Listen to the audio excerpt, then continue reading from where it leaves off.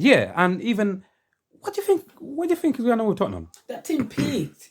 In life, like we all hear people, you get to a certain point where you feel like, you know what, we can't go any farther. And when you can't go any farther, what you have to do, you have to reboot the system, refresh things up again, and build again. So to me, what Tottenham's peak was when they reached the Champions League final, and they had a good chance of winning it that year. But Harry Kane got injured; he twisted his ankle in the semi-finals, and they still played him on in the finals. So because of that, you almost feel like I can never see them go any farther. So the best thing to do, get rid of Kane. If you care about the kid, let him go to another team like United, where he can at least compete for trophies, and get rid of somebody like Son, and then just rebuild all over again. That thing there, it was a failed process. Forget that process. Just rebuild and start all over again. That's what I genuinely think about Tottenham. I'll always take a trophy. Okay. Yeah. You remember back in the day, there's an artist by the name of Brandish made a song called "Almost Doesn't Count." Yeah. That's you Arsenal fans right now. You man always call "Almost Doesn't Count" from. Okay, yeah, the whole season you was on top for like 220 weeks or something, right? 200 and something days, right? And at the end of the day, what happened? The Monday, the bottle day. Well, United, okay. What did the bottle say? Okay. My guy, Saka, congratulations on your account, man. But anyway, all that money don't matter at the end of the day. So what happened with me? So you're asking me, what rather take? Finish second, win nothing, bottle in the Europa League, bottle in their own country. Oh, finish. Where did Man United finish against fourth? Well, United. Yeah, we finished third. Oh, finish third. Yeah, we finished third. Win a trophy and go in the FA Cup final. I'll say, give me the trophy. Let me finish third. And let me take my chances in the FA Cup trophy. That's what I'll say. But again, a lot of people are going to look at this and they disagree with me. No, finish second match. But to me personally, growing up playing football, it hurt me so much when we went up against the team. When you know you was better than them and they beat you, but you know you scored 3 goals. You lose 4-3, but you know you scored a hat-trick and you look at the rest of the team. Even the players are looking at you like, you know what? Imagine if you had that player, right? So as a kid, competing used to hurt me losing to a lesser opponent, knowing I'm better than them. But when we won, it felt so good. There's nothing sweeter than life than winning. That's what I think. Anyway. So to me, United, congratulations for winning the EFL Cup. Thank you, man. Congratulations for qualifying for Europe once again. And once again, good luck to you against Man City. Inshallah, I hope you win that trophy, man. That's what so overall, you like Man United to win it, not Man City, really? No. The only thing I wanted Man City to win this season was the Prem. That's it. As long as that Prem did not come in North London, remember, I work here. Troop said in the platform with Shah Troops TV, he said, Arsenal, they had men. Remember back then, those were men. That's the key word, men. But nowadays, those are boys. That's the difference. Back in the day, those were real men playing the game. But now, these are young boys playing the game. Maybe because we probably grown up now. We were teenagers watching grown men playing. But now, sometimes we feel like we're the so-called grown-ups watching kids play. Tables have turned. So maybe probably see the game different. So that's my take anyway. But the disparity between this league, this Premier League now, and the Premier League back in its 2005, remember, 2007, 2008. Nah. They, come on, man. Yeah. They're still playing nowadays. Those legend games, and you're still seeing them. You're thinking, wow. Yeah. What do you think about people comparing the new generation, some of the good new generation to the older generations? For example, obviously some people compare, for example, Haaland compared to Henry, etc. Like, what are your thoughts just in general when people compare, one generation to another generation? Do you think that's even fair? Nah, it's not fair. Because the games are totally different. Remember, back then, the game was a bit more physical.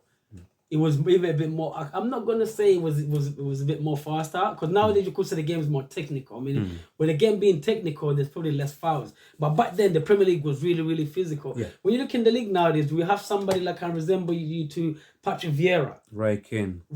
None of them are there. Yeah. No. So nowadays the game is really going a bit more technical, with a lot of these foreign players coming in from again Spain, South America, and kind of changing the game. Even you look at the English national team, even most of our players are technical. So because of that, I would not sit there and try to compare Haaland to Henry. These are totally different players. Both players do strike fear in you, but if you were to ask me, you got a World Cup tournament to prepare for. Yeah, who do you want to take in that pick, Henry or Haaland? Give me Henry any time of the day. That man, he used to strike fear in his opponent. Just seeing him in the weird, ugly, hybrid tunnel. Oh my God. And behind him is Vieira with a weird Vicks on his chest. Yeah. Remember that scary team and Davis Seaman and his little mustache like he works in the pub. But you knew as long as you got them boys with him, and then to put the cherry on top, you had Van Persie, you had Pires, Bergkamp, Ljungberg. They used to scare you. This Arsenal new team. Which team do you think needs to make, which team do you think need to get their signings correct more than anyone, if you're going to understand? Obviously, it's important for everyone, but which team do you think cannot afford to get them wrong? To me, it has to be Arsenal. Because remember, next season, they want to show us whether last season was a fluke or we're legit, basically. So I know they're my enemies, but that's what I think. It has to be Arsenal, has to make sure they get the right signing going forward. Because if you come back the same, remember I told you in life, when you come to competing, you don't stay stagnant. Because you remember, everybody gets better during preseason. So if you come back with the same product you gave me last season, everybody's going to get better. If Arsenal come back next season, and the only thing that's changed is that new kit, they go in the Champions League, they're going to be in trouble. Other than that, everybody else is looking healthy. Liverpool, they're going to start. You know how Liverpool do. United, you don't just go a few holes here and there to plug. City, we know what they're going to do. Chelsea, I'm expecting us to challenge again because we got the resources are there. Yeah. Newcastle, the resources are just there. Arsenal need to get it right this off-season because that's what we're going to see. We'll be like, you know what? 10 games into the season, if it's not the same Arsenal that we saw last season, what are we going to be talking about next season, Chef? Them man a one-hit wonder again. Do you get it? So to me, Arsenal is the team where they need to get everything right. But I've been hearing rumours. They're talking about getting Mount. They're talking about getting Gundogan. And I'm thinking, if they get those kind of players, then I'm thinking, okay, they can kick that on moving forward onto the next season. So that's my answer, Arsenal. Yeah, okay, cool. Talking about, you can't compare KDB to Gerrard. Yeah. Because Gerrard had moments.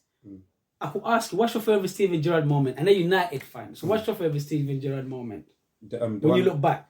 Like the champion, I think quite a few, but right now, the one that literally pops up in my head right now, Istanbul, you see? Yeah. Has KDB got any moments like that? Not yet. He's got plenty of shining moments in team-wise, but he doesn't have moments. That's the word. Iconic moments that will stick in your mind. Like clear daylight. There you go. Yeah. Then he's got time to do it. They can do it this year, but other than that, there's levels. So to me, the best way I could describe it, is like in rap. Let's stop comparing Jay-Z, Big Tupac. Give people the flowers, leave them there where they are, the legendary, and just let people continue living. Because that's the thing about our community. See, as black people, we don't want to say that these are the best rappers in the game right now. It's always like, he's the rapper in the game. It can't be J. Cole, Kendrick, Lamar, and Drake. You have to put those three in the pedestal in the room and start trying to make them battle against each other in it. So you're like, he's the best. He's the best. Why can't have three best rappers in the game? That's the thing about our community. Something about, there's no room on top for more than one person. So that's what I think. And sometimes we intend to take that kind of energy. We'll talk about the game. What team was better? The all three Arsenal and that. Nah, let's just sit back, enjoy the game as what they're giving it to this amazing, beautiful game or product. Let's sit back, watch the game, and just let the kids enjoy the game. At the end of the day, it's a game.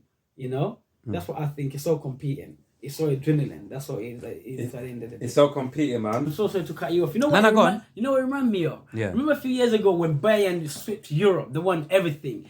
And Thiago, remember he came to Liverpool later on? It was like a peak of his game. All of a sudden, you're hearing in the final, this is his last game, this is his last game. Sometimes as a player, when you feel like you've won everything, you get to a point, you know what, guys, I love the club, but I need a new challenge. So I think maybe it's the similar thing we're witnessing here. So do you get it? So there's not I must say anything. It's people looking at him. The guy's won maybe like 3-4 Prem probably. Yeah. He's won the FA Cup multiple times. He's thinking, if I get the Champions League, that so-called white buffalo that he's been missing all his life, he gets that. There's nothing wrong with probably going to Spain and Barcelona. Remember, every professional player, you want to retire knowing I played in the Premier League, tick.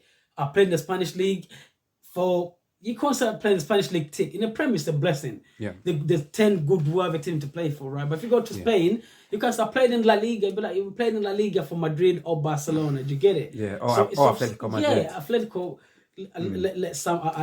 Let's point. So other than that, it's like maybe the brother probably want to go. Remember, every kid said when you was a kid, my dream was to play for Barcelona. My dream was to play for Madrid. So maybe he wanted to use City as a stepping stone. Did whatever he wanted to do. Now go probably want to stay walk off to the sunset, into the sunset of Spain. And so to me, I wish him nothing but good life. If he stays in England, I'll be happy for him as well. So that's what I think about him. He's a good player, but I think it's his choice. It's time for him to leave. Yeah. If you got another contract, they might come in and say, hey, listen, Chef, what? Arsenal the one, United want to give you another contract? We can give you another contract. But instead of paying you while you're under contract, let's say paying City like 30 million for Gundogan, if he's a free agent, they can just take you and then just pay you all that money as your wage, as your weekly wages going forward. So what would you do, Chef, if you're in this position? Your contract expires at the end of the season. Man City could either renew it, or you could be a free agent and then test yourself out in the market. And team like Barca might come in, PSG might come in, Madrid might come in, Arsenal might come in and say, hey, Chef, you're a free agent? Instead of giving them like 30 millions, we'll give you 15 millions in the long run going forward. So would you stay with that club where you've won everything, or you test yourself out in the free market, look for a new challenge? So I think that's where Gundogan is at. I think he needs a new challenge. I get exactly what you mean. Yeah. But for me, the only thing would be if I'm Gundogan, innit? If I'm happy, if I'm happy, I'll be thinking all of that's rumors because he's already on good money when you think about it. Yeah. So for me, when you deep it depends on the person. Maybe Gundogan, only people know what's wrong with him. Not even what's wrong with him, what he's thinking in his mind, innit? But for me personally, if I was playing a Man City, I've got an important role.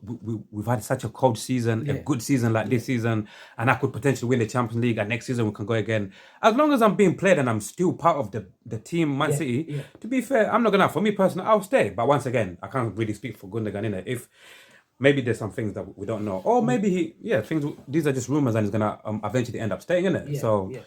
But we'll see. It was just a bit strange for me because, like I said, it's like one of the key players, Dre. And especially he turns up over the last few seasons. Everybody knows he shows up, especially later on in the season, and he's one of the key players. So I'm like,